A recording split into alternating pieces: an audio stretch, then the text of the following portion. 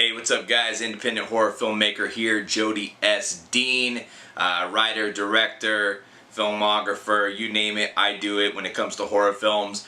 Today I'm doing a little review on a film that came out in 2015. In 2015 I was really busy and I just so happened to miss this film. A few nights ago my wife and I were on the couch, we're looking for something new to watch. I come across this horror thriller, it's called Curve. Now, there's another film out there called Curve, and it looks like it's a horror film too, and I believe that one actually came out in 2016. This does happen, but in 2015, the Curve I'm going to talk to you guys about came out, and it's actually a really, really good film. I believe the producers, director of Insidious had their hands in this movie. So we start watching this movie and immediately I was very interested to see what was going to happen because it does draw you in. I think right off the bat I could tell like whoever was filming it knew what they were doing. It looked like it was filmed really well, and it was filmed really well. And it doesn't take that long for you to understand what's happening and for them to kind of put you in the environment that is horror, which is usually in the middle of nowhere, and that was the case. Young lady's traveling basically a long distance. She's in the middle of nowhere. She's, you know, supposed to be getting married, but it seems like there's some issues. There's a little bit of stuff going on in Loverland, and she's got her mind on some things, but this ride seems like it's therapeutic to her life at the moment. But she happens to have some car trouble in the middle of nowhere on this mountain, go figure. And the ironic thing is, and it's not really ironic, you know, I know what the writers do in this situation. A guy shows up out of nowhere and startles her and scares her. But it just so happens that he seems like a gentleman, seems like a very nice guy, offers some assistance to help her with her vehicle, and actually he does, he fixes the vehicle. All while doing so, kind of catching her eye because, you know, this guy, to her, he's a very handsome guy, you know, he pulls his shirt off there, and she's just kind of, you can tell she's a little bit like flustered and you know, she thinks he's hot. Whatever the case may be, you know, she's not stupid, she decides, you know, hey, thank you, if there's anybody I can call for you, can I give you some money or something? He's like, no, I'm good. But she realizes, like, she's leaving him there, and he doesn't have a ride, and he's in the middle of nowhere. And he seems like that's all cool, but she makes a big mistake. She decides to back up and let this guy in the vehicle. And everything seems good. It seems like these two are hitting it off. It even seems like maybe they're about to have a love connection, which is really weird. I mean, just imagine you're in the middle of nowhere, you break down, somebody helps you fix your car, and next thing you know, like, you feel like you might be interested in this person. I mean, that's just super, super weird, but I mean, that's the sense of what I got was gonna happen. And it even seemed for like a second there, like she was willing to go with him to his hotel room. Now, things take a quick turn, and he unveils himself as the sick psychopath that he is whenever he talks to her in a very foul way, and this scares her, and quickly she realizes, I made a mistake by letting this guy in the vehicle. And he pulls out a knife and basically tells her what's gonna happen, you know, what he's gonna do. And she decides at the last moment to just kind of floor it and turn the wheel, which would mean they would go off the mountain. They did go off the mountain, and I don't know if she thought this through or not. You know, in real life you think to yourself, man, he's probably gonna kill me, this is my one chance, I'll take my chance. You know, it's 50-50 either way, I might walk away from this. But the joke's not on her, however, the car is on her. She is stuck in the car. He gets out, he walks away from this. She's stuck upside down in this vehicle at the bottom of a mountain. They go straight off the side, it rolls down the mountain, and she's basically stuck in this vehicle.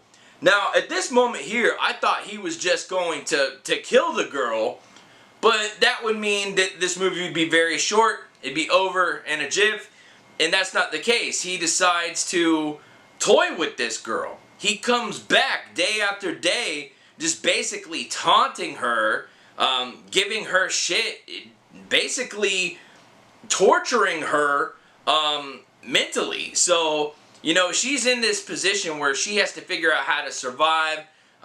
You know, there's a part there where rats are like swarming her car, and it's been days, she's super hungry, and she like kills one of these rats, uses some stuff and a lighter in the car to start a fire, and basically this like skewers this rat and cooks it and eats it. And then there's a part where she even drinks her own urine. Now, I know a lot of us out there are like, oh man, I would never do that, it's disgusting. I agree. But I started thinking to myself, if I was in that position, I would do whatever I had to do to survive, no matter you know, how bad that would be. And that was the case, man. This was really bad. Like, one thing I liked about what they did with this is, you know, they make you feel like you're engulfed in her experience. I constantly kept feeling like, man, what if I did this? What if she did this? And I'm like, do this, and she wouldn't do what I thought, but you know, she did do a lot of things that I said that I would do, and I thought that was really cool. You know, the writers can take you to that place to where they get you thinking that you feel like you're in the situation with the character on the screen. I love that. It keeps you on the edge of your seat, and that's one of the things that I love most about horror. But the way that this thing was filmed was really, really well. The actors that they had, there's not a lot of actors, but the actors they had did a really great job. I love the setting, the mountain scene, you know, all the mountain area where they filmed. It was just like the perfect locations. Their scout obviously did a really good job. I'm surprised that I didn't hear about this, that it just kind of slipped by, but you know, there's a lot of movies like that. I don't know about every horror film out there, even though, you know, I'd like to feel like, you know, I'm a horror connoisseur. You know, there's things that get past me all the time, and I'm happy about that, because there's nothing like finding out about a hidden gem. And to me, this is a hidden gem I wanted to tell you guys you should check out. There's just one thing after another that's happening, conditions she's facing. She's getting weak, she's thirsty, she's hungry, she's cold, and then it starts raining, and now she has to worry about flooding. She's stuck in this car, upside down, her legs pinned in there, and now it starts flooding. Now this is a gift and a curse. She barely escapes this situation. She almost drowns in this car, but luckily the flooding is so heavy, it picks the car up, it moves it down into what has formed as a stream, and basically she goes off like this cliff, like a unnatural, maybe natural waterfall into like this lake. And now she's out of the vehicle finally. Not, you know, a spoiler alert if you haven't seen it before, but it is what it is.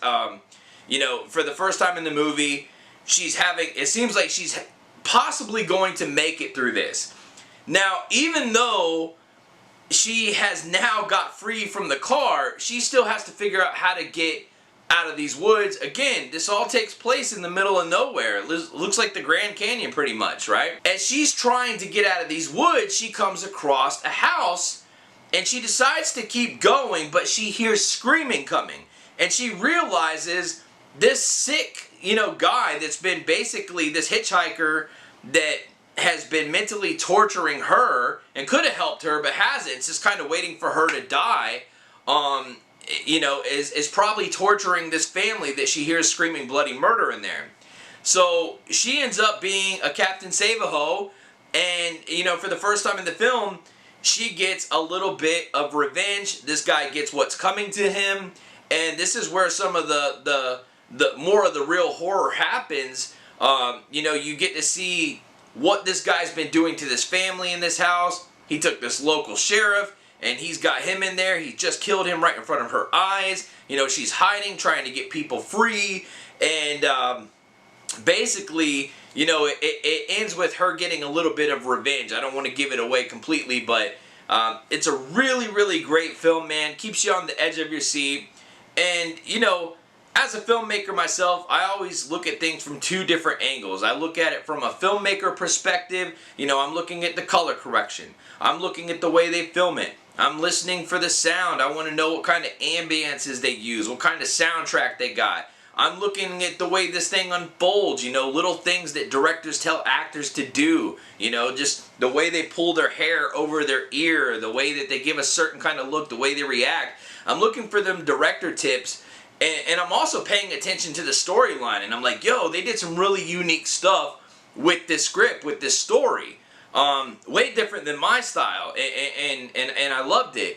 But I'm also looking at these things as a horror fan. And one thing I love about horror, and this movie definitely, it did for me, this is what I look for, is I like something that can keep my heart going, and I also like a tempo in a film. So I don't only like to get to the edge of my seat, but I like to keep getting to the edge of my seat. And if you can keep me there, then you've done something special. Alright, so we had a camera technical difficulty, but it was a low budget film they did a great job on. On a scale of 1 to 10, I definitely give it a 7 all day long.